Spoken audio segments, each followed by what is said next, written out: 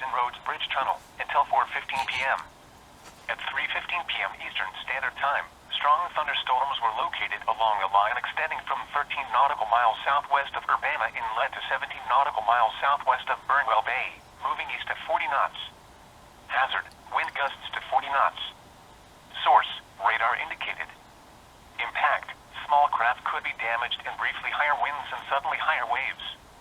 Locations impacted include Hampton River Inlet, James River Bridge, Hampton Flats, Monitor Merrimack Bridge Tunnel, Sewell's Point, Burwell Bay, Dominion Pier, Pilgrim Bay and Pocosin. Move to safe harbor until hazardous weather passes.